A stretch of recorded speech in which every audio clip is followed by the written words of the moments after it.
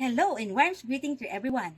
My name is Teacher Annalyn. I am 38 years old, a proud mother of two children.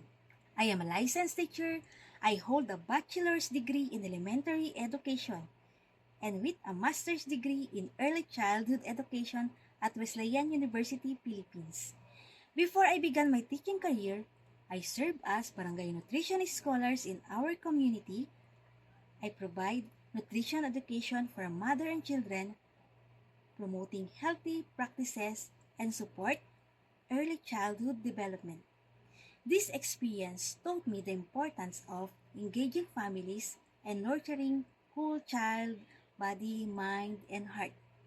From 2023 to 2025, I taught at St. Louis Ann Montessori High School and Colleges at Bangad, Cabanatuan City, where I handled nursery students in all subjects. I taught Filipino, values education, social studies, music, art, and physical education to grade 2, grade 6, grade 7, and grade 10.